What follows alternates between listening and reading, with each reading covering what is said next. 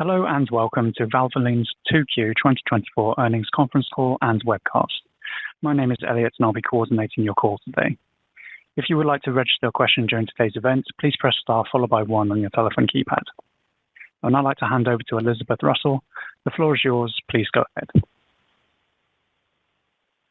Thank you. Good morning and welcome to Valvoline's second quarter fiscal 2024 conference call and webcast. This morning, Valvoline released results for the second quarter ended March 31st, 2024. This presentation should be viewed in conjunction with that earnings release, a copy of which is available on our investor relations website at investors.valvoline.com. Please note that these results are preliminary until we file our Form 10-Q with the Securities and Exchange Commission. On this morning's call is Lori Flees, our CEO and President, and Mary Meixelsperger, our CFO. As shown on slide 2, any of our remarks today that are not statements of historical fact are forward-looking statements. These forward-looking statements are based on current assumptions as of the date of this presentation and are subject to certain risks and uncertainties that may cause actual results to differ materially from such statements. Valvoline assumes no obligation to update any forward-looking statements unless required by law.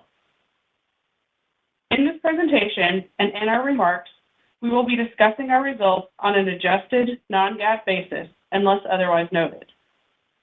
Non-GAAP results are adjusted for key items which are unusual, non-operational, or restructuring in nature. We believe this approach enhances the understanding of our ongoing business. A reconciliation of our adjusted non-GAAP results to amounts reported under GAAP and a discussion of management's use of non-GAAP and key business measures is included in the presentation appendix. The information provided is used by our management and may not be comparable to similar measures used by other companies. As a reminder, the retail services business represents the company's continuing operations, and the former global product segment is classified as discontinued operations for the purposes of GAAP reporting. Today, Lori will begin with a look at the key highlights from our second quarter, and Mary will then cover our financial results. With that, I will turn it over to Lori. Thanks, Elizabeth, and thank you all for joining us today. For the second quarter of 2024, we saw growth at the top line across the network, with system-wide store sales growing over 13% to $746 million. Profitability was strong, with adjusted EBITDA improving 21% to $105 million and adjusted EPS improving over 60% to 37 cents per share. We added 38 net new stores to the network this quarter, with 14 coming from franchise. This brings our year-to-date additions to 76 in total, with 33 from franchise. Also this quarter, we purchased approximately 1 million shares, returning just over $40 million to shareholders through share repurchases. This completes the $1.6 billion share repurchase authorization, well ahead of the 18-month commitment we made at the time we closed the sale of the global products business. Before Mary covers the details of the quarterly results, I'd like to share some additional insights on how these results fit into our strategy. We continue to focus on driving the full potential of the existing business. One of the key metrics to this strategic pillar is same-store sales growth. As I mentioned, this quarter we saw 7.7% system-wide same-store sales growth. Non-oil change revenue was the largest contributor to this growth across the system, mostly driven by increased service penetration. The team's focus on employee retention and best practice sharing continues to improve how we educate our guests on the additional services their vehicles need. The automotive manufacturer recommended services saw the highest improvement in service penetration in Q2, which is a testament to the training and tenure we've built across our stores. On the transaction side, after a choppy start to January due to weather events across the country, We recouped the volume in February and ended the quarter with modest improvement. Year to date, we have performed over 13.7 million services for customers system-wide. The other part of driving full potential is managing our costs to improve profitability. We're pleased with our Q2 performance in this regard. Specifically, strong labor management created significant benefit in the second quarter in our company store operations, which exceeded our expectations. Our ability to manage scheduling, especially during the weather events that happened in the quarter, continues to improve. We also saw benefit from improved supply chain costs and store expenses for company stores this quarter. As we enter the back half of the year, we typically see significant labor leverage due to the increase in volume during the summer drive season. While we'll continue to use the labor management tools that have benefited us year to date, we do not expect to have as strong of a year-over-year improvement in labor efficiency for the remaining half of the year. Now I'd like to touch quickly on accelerating network growth. We're really pleased with the 38 net store additions this quarter. It brings our total network to 1,928 stores, an 8% growth over the prior year. We continue to see a balanced mix of ground-up builds and acquisitions. On the franchise side, half of the net additions this quarter were ground-ups. As we look at our pipeline for the remainder of the year, we're on track to have the store additions in line with our original guidance of 140 to 170 total additions, with 55 to 70 coming from franchise. Now I'll turn it over to Mary to walk us through our Q2 financial results. Thanks, Lori. On slide 5, we'll take a closer look at our top-line growth for the quarter. Adjusted net sales grew to $389 million, a 13% increase over prior year. System-wide same-store sales grew 7.7% over prior year and 21.2% on a 2-year stack basis. The growth for the quarter continues to be consistent and balanced between company and franchise, with 7.4% and 8% respectively this quarter. Ticket growth contributed just over 70% to the comp. As Lori shared, increased non-oil change revenue was the largest driver of ticket growth, with the balance coming from net pricing and premiumization. Transaction growth contributed about 30% to the comp. This includes a contribution of just over 1% to the overall comp mix, coming from the net impact of leap day, the Easter holiday shift, and day mix. Slide 6 has a look at other drivers of the financial results. First, let's look at our gross margin rate.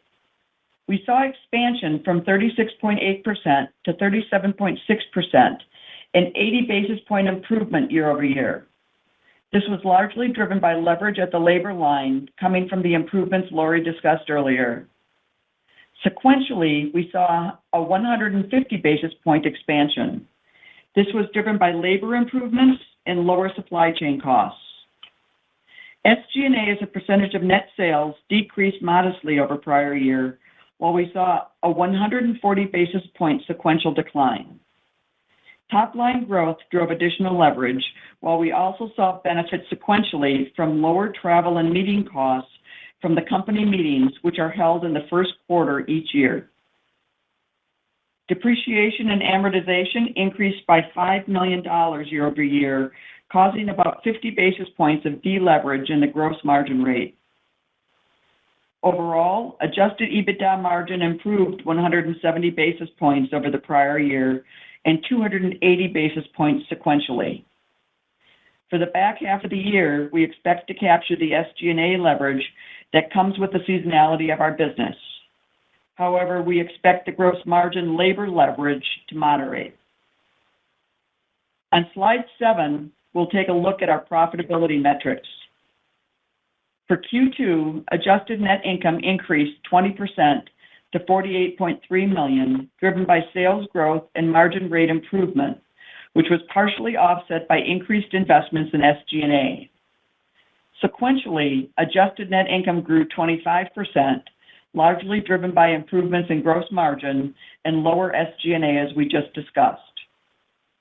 Adjusted EPS grew 61% from 23 cents to 37 cents per share. The increase in operating income contributed about half of the EPS growth. The balance of the change came from lower net interest expense and the reduction in average share count of about 42 million shares compared to the prior year. Turning to slide 8, we'll look at the balance sheet and cash position. During the quarter, we returned just over $40 million to shareholders via share repurchases. As Lori mentioned earlier, that completes the $1.6 billion authorization. In March, we also announced a tender offer to repurchase the $600 million of 2030 senior notes. That tender offer was completed following the end of the quarter, with final settlement made in April, utilizing cash and cash equivalents and borrowings under the revolving line of credit. In Q2, we earned interest income of $4.6 million on the remaining invested net proceeds from the sale of the global products business. This is not expected to recur in the back half of the year now that the debt tender offer is complete. This fulfills the remaining commitments we made regarding the uses of the proceeds from the sale of the global products business. Turning to the cash flow statement, year-to-date cash flows from operating activities were $92.1 million, a decline of $81 million over the prior year.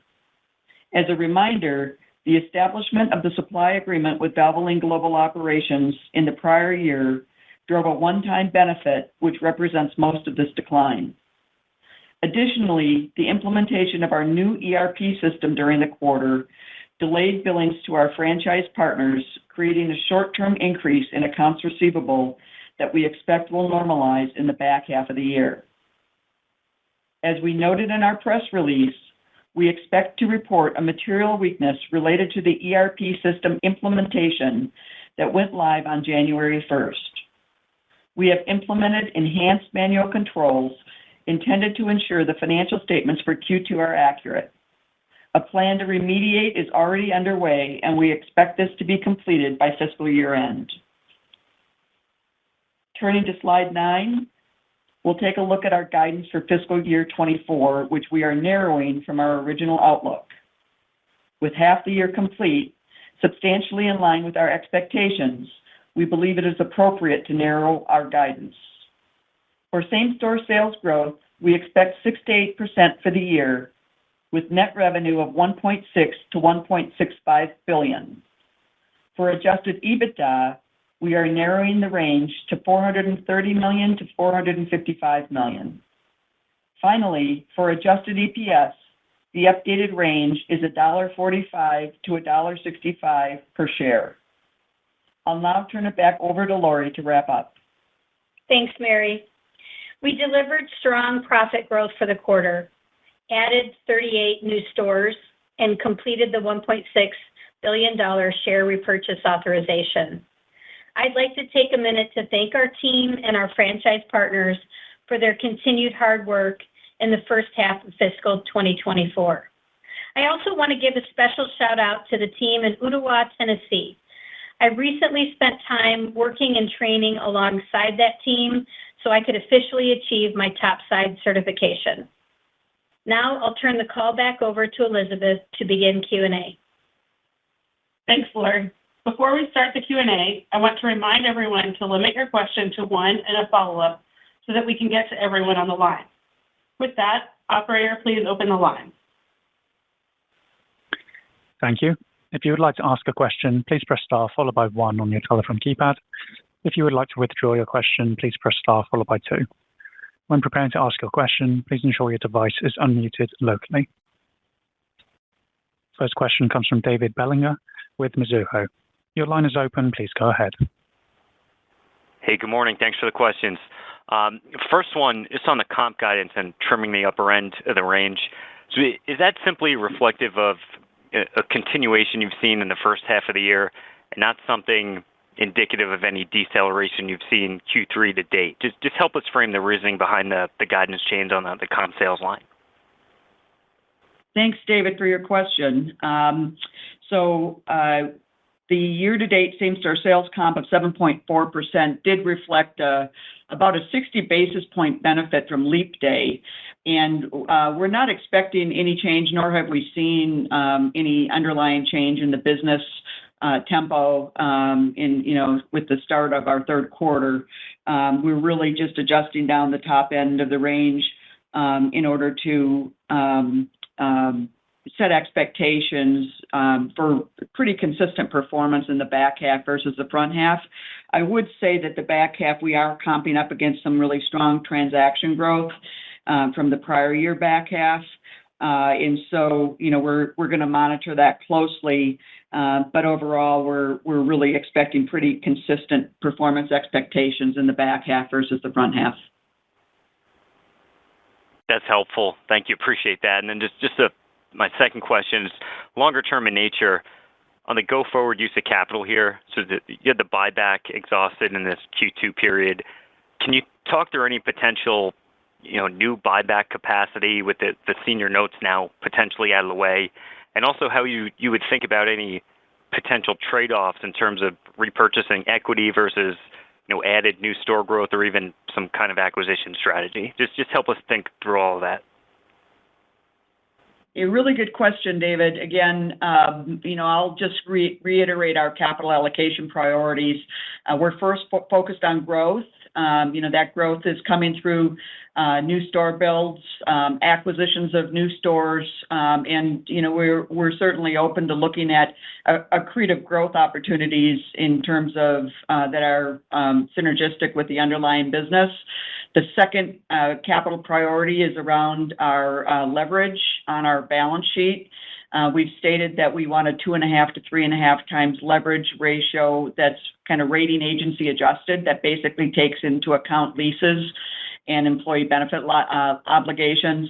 And so we're currently trending just at the higher end of the range at about 3.7 times leverage relative to our goal of 2.5 to 3.5 times. And so we're going to continue to monitor that in relationship to the opportunity for future share repurchases. And of course, our third capital allocation priority is return of excess capital to shareholders via share repurchases. So we'll continue to monitor that closely with our board and report to our investors on a quarterly basis.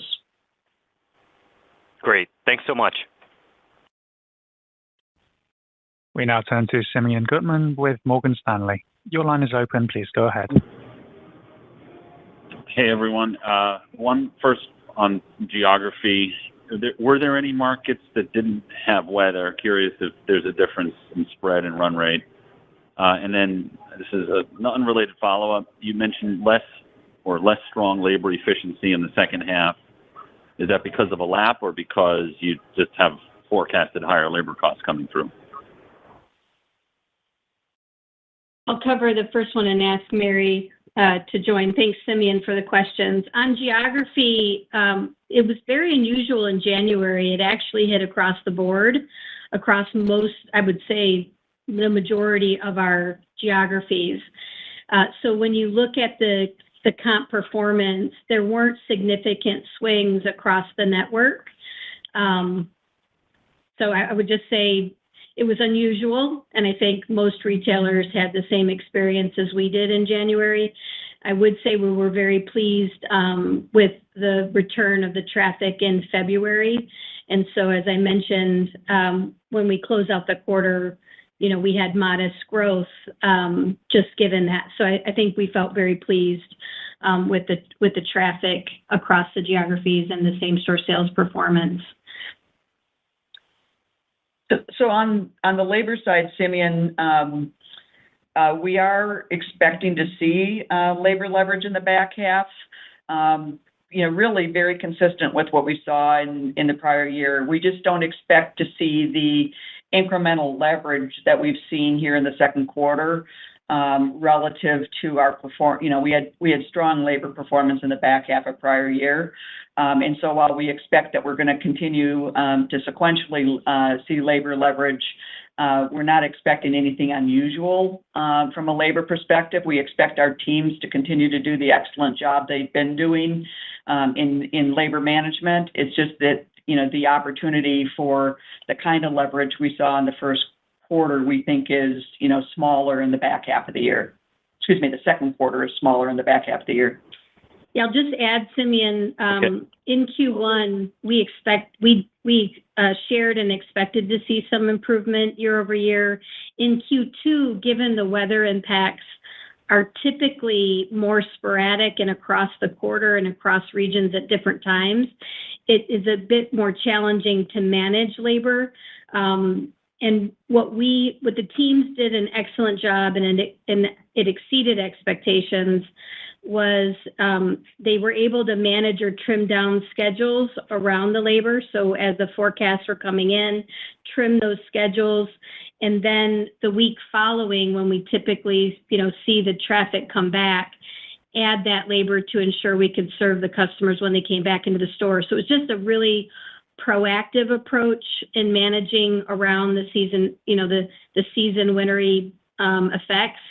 And I'm really pleased, and it exceeded our expectations. Frankly, we weren't expecting to perform as well, but our teams really used the tools that we put in place, and we were able to capture that benefit.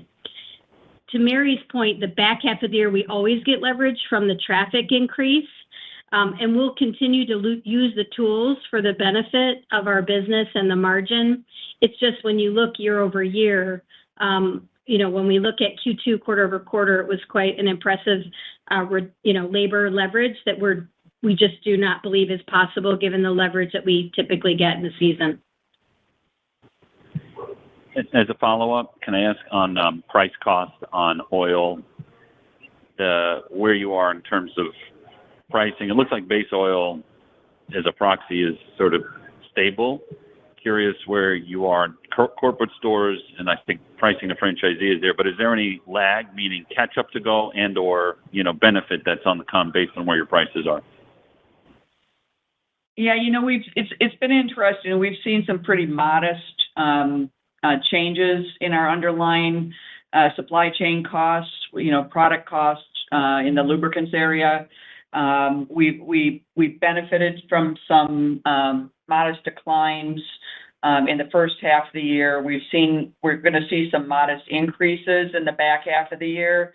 But we just recently saw another modest decline announcement. So there's nothing. It has to be a pretty material change for it to have a meaningful impact on our business. And so we're not really expecting to see anything that would have a really material impact on the business in the back half of the year. Now, we continue to monitor the macro situation, with the kind of macro political issues that we're seeing in the Middle East. That's something that we keep a really close eye on.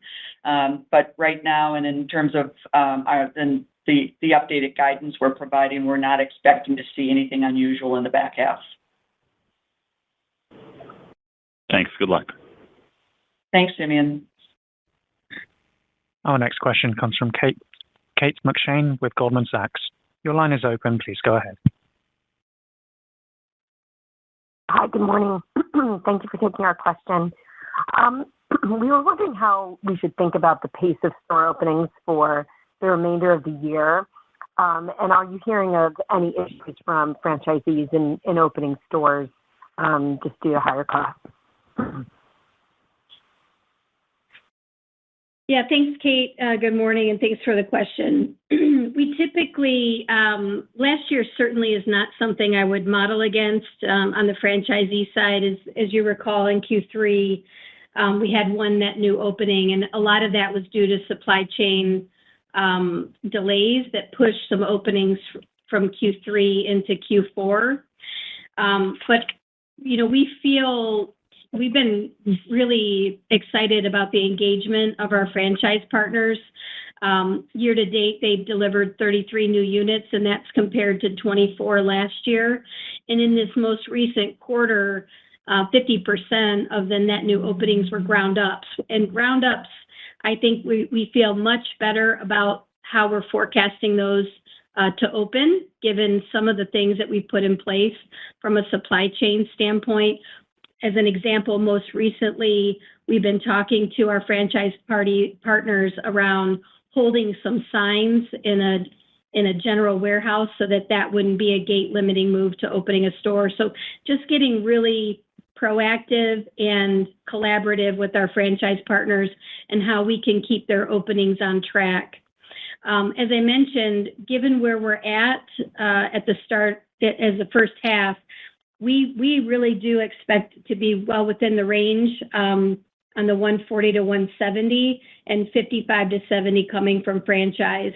Now, we do expect Q3 and Q4 to be more balanced than it was last year.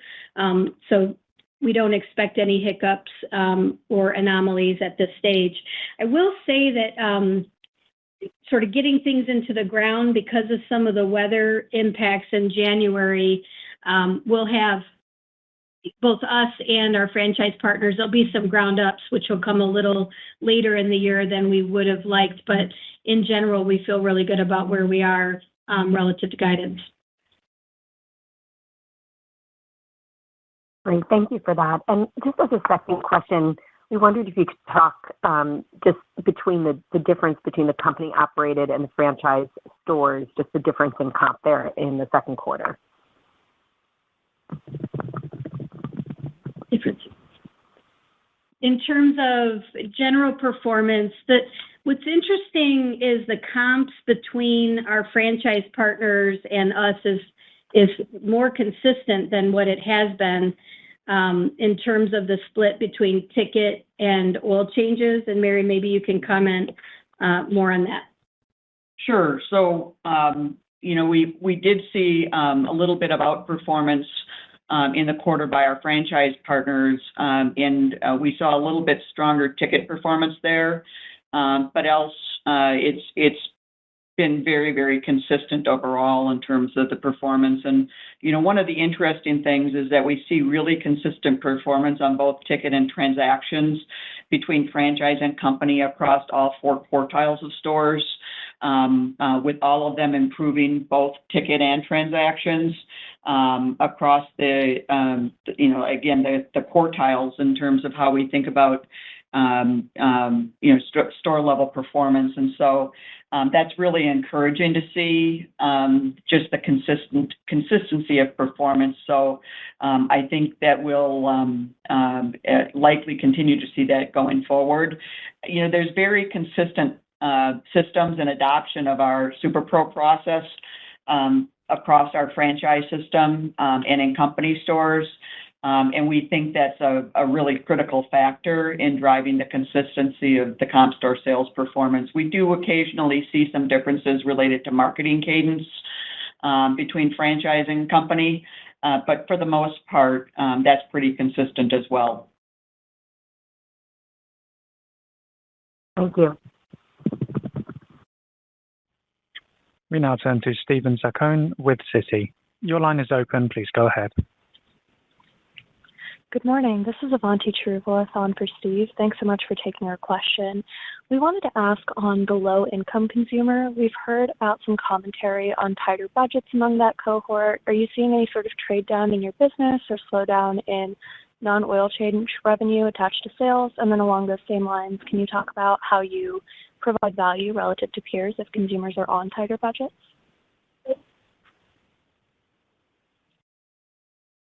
So, we've spent a lot of time looking to understand whether or not we're seeing any impacts from kind of the lingering inflationary effects in the broader macroeconomic environment in the U.S. And frankly, we're not seeing any impact. We're not seeing any trade down. We're not seeing lower income consumers having a lower retention rate in terms of their returning to our stores versus higher income consumers.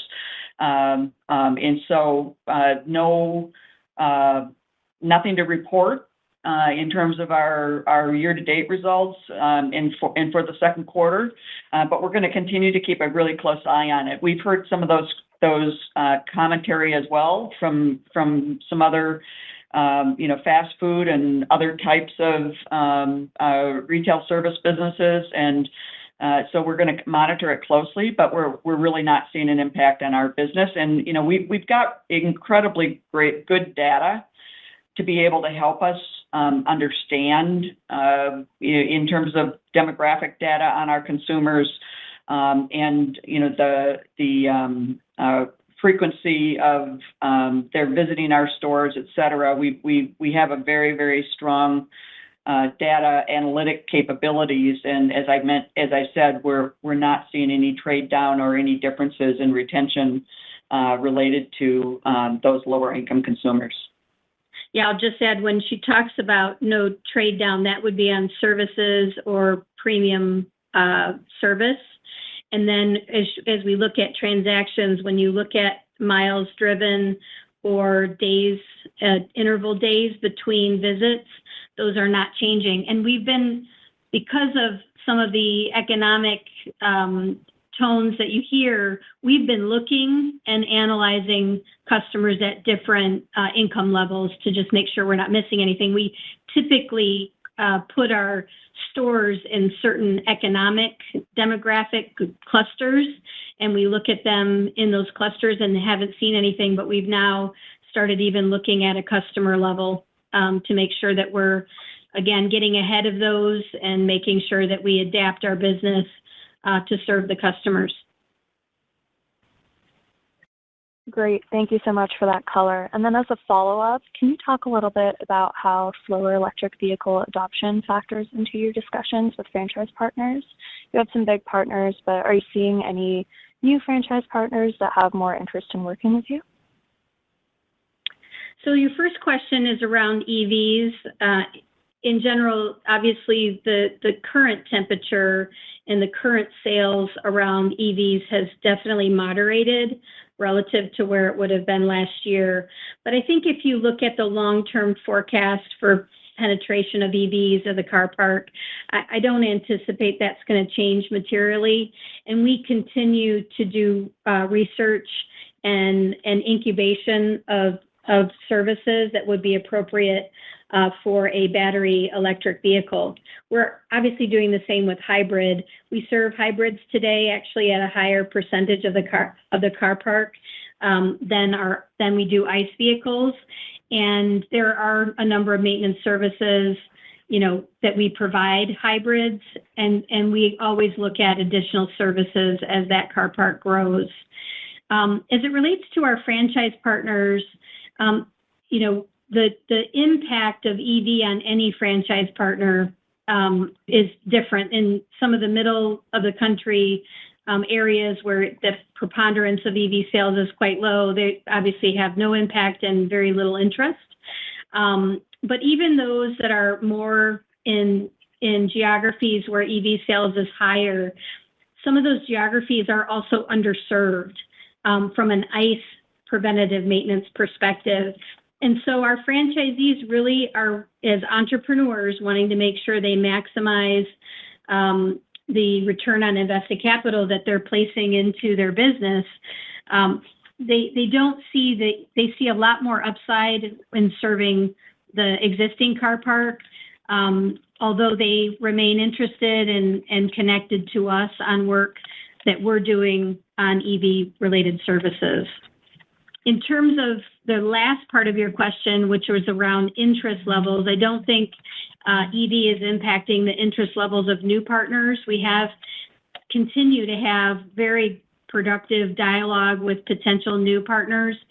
We've signed a couple of smaller partners, as we've shared before, and are in conversations with more scale partners around joining in the Valvoline franchise business. So continued great progress, nothing more to report at this stage, but I wouldn't say EV is a high factor right now on the franchisee side.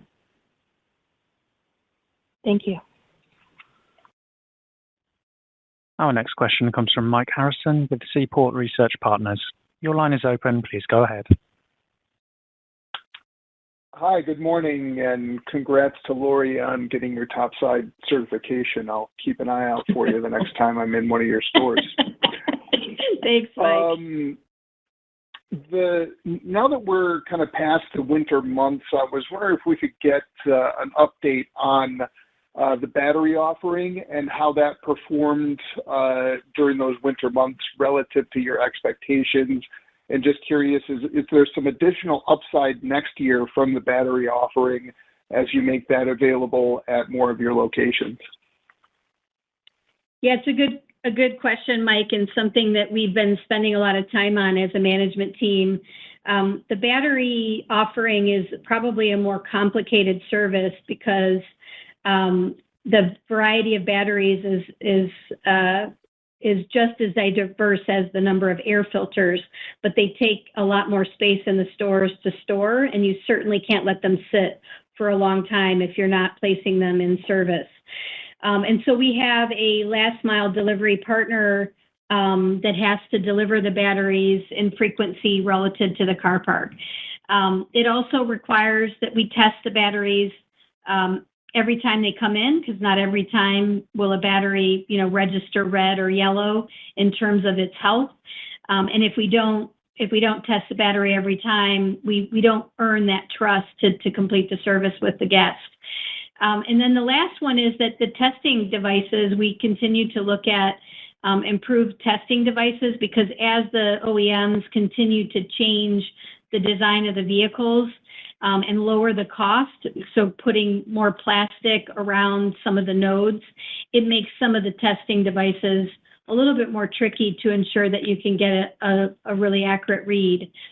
So these are all things I'm explaining because we believe there's more opportunity in battery.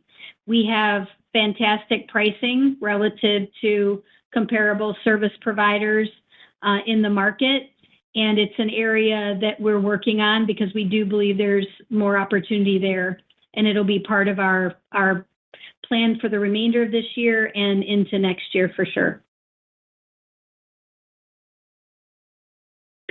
All right, thank you for that. And then you mentioned the internal control issue, and I understand you may not want to get into too much detail here, but if you can provide any color or help us understand what the problem was and what needs to be done to fix it, that would be helpful. And maybe just give us a broader update on where you are in that ERP implementation process.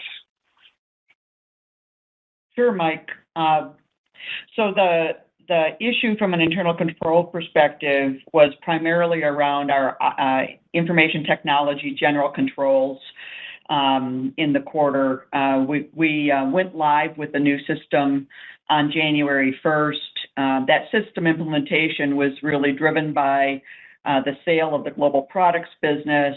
And the good news is we're implementing a system that's very retail specific versus our legacy system, which was much more driven by chemicals/materials supply chain requirements.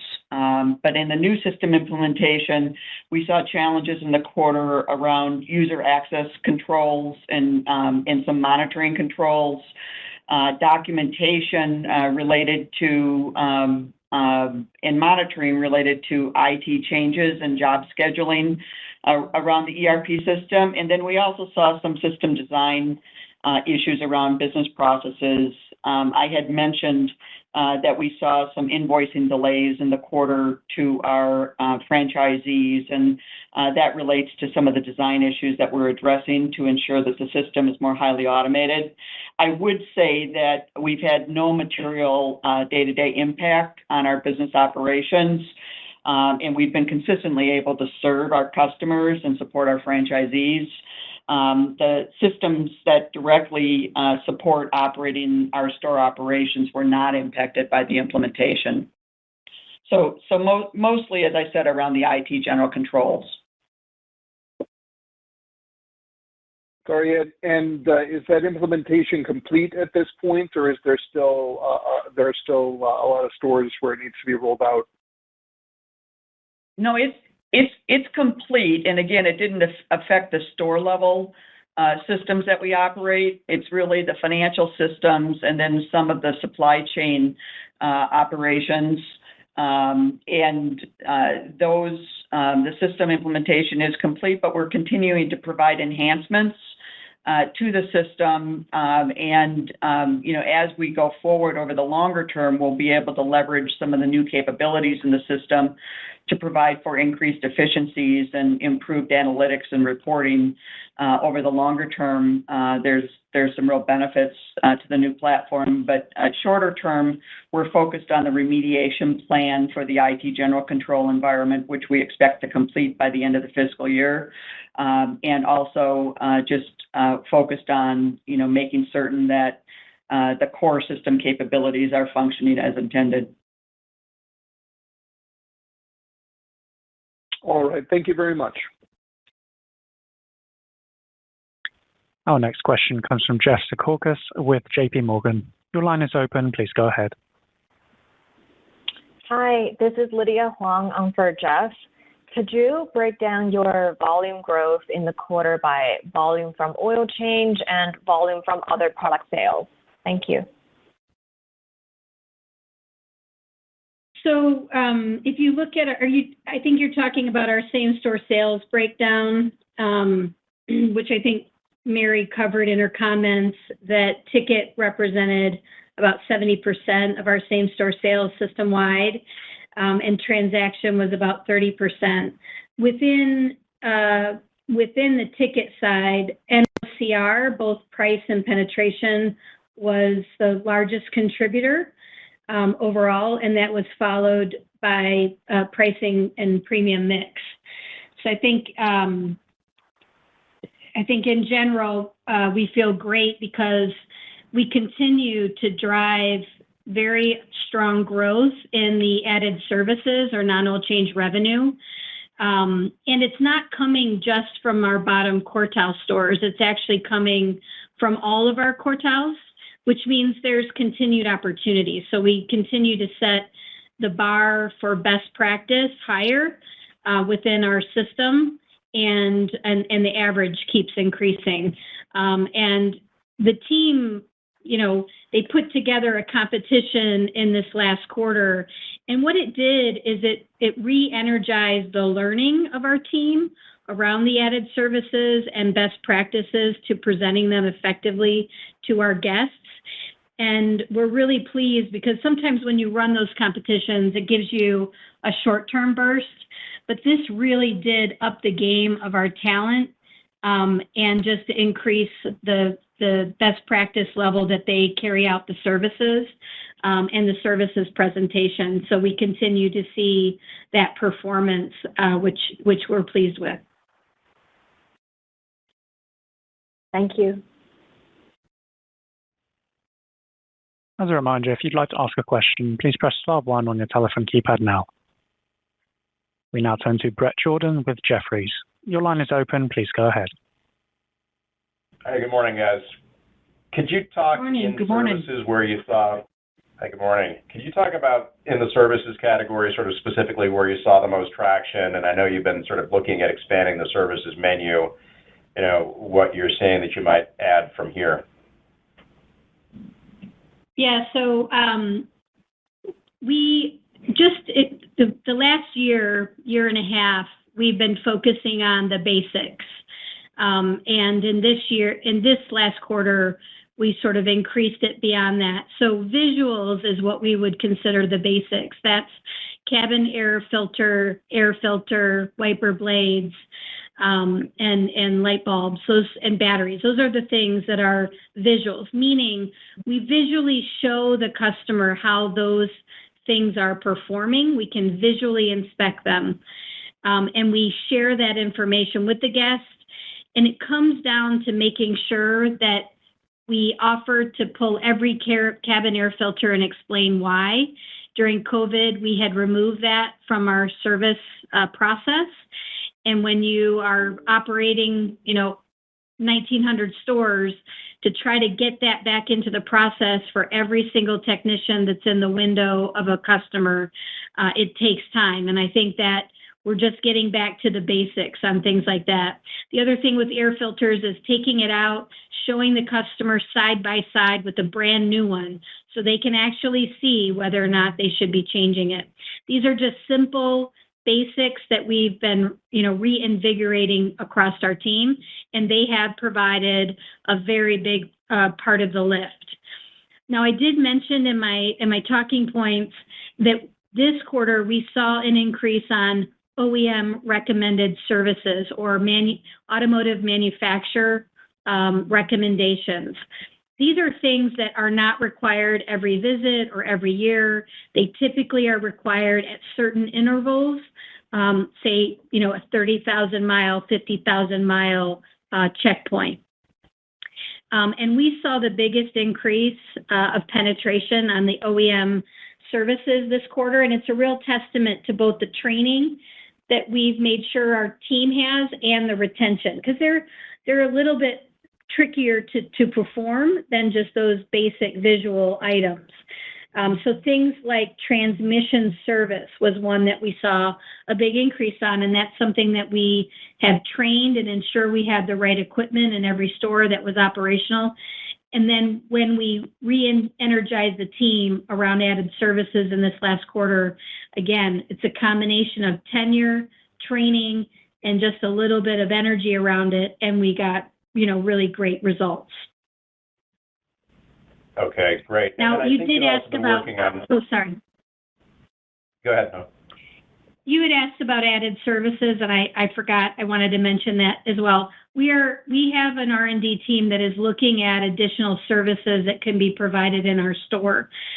We don't have anything yet to report.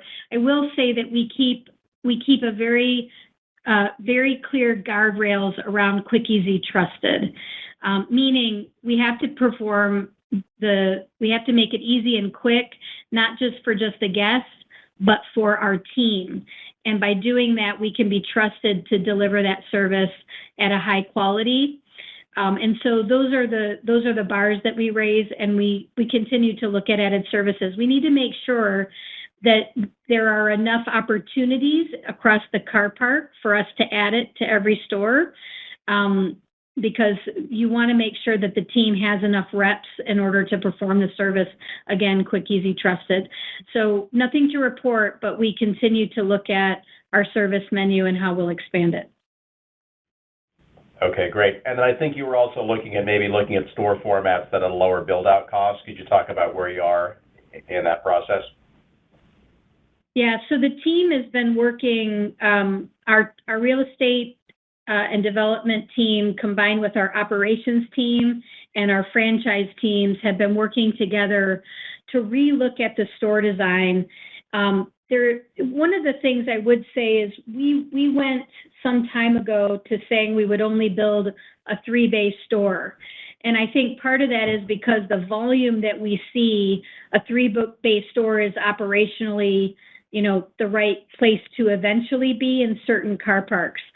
But there are some areas where you probably don't need the 3rd bay for 4 or 5 years. So the team has created a modular design where they can build the 2-bay store, but build it where the electricity and the water are not on the store end that you would want to add a 3rd bay. But instead of building that out and spending the capital at the start of a project, designing it such that could be easily added without impacting the day-to-day operation of the store or minimizing that impact. And that's something that our company operations has started to move to. Now, we won't see the impact of that immediately, because the stores that we're opening this year, we had designs for those well before the year ever started. But as we move into next year, we'll start to see some of that, and I know we'll share more of that as we talk about next year's guidance. But this year, I wouldn't expect any material changes, but it is an active conversation that we've engaged our developing franchisees in pretty heavily, with a lot of energy. And Lori, I would add to that, we've also, that same team has been very focused on taking cost out of the transition capital that's required when we acquire a store. And so we've seen some really good cost reductions there in relationship to the required investments when we're acquiring a store, that's helping to drive improved return on invested capital related to those acquisitions. Great. Thank you. This concludes our Q&A. I'll now hand back to Elizabeth Russell for closing remarks. Thank you all for your time today. We look forward to our ongoing discussions following today's call. This concludes our call for today. Ladies and gentlemen, today's call is now concluded. We'd like to thank you for your participation.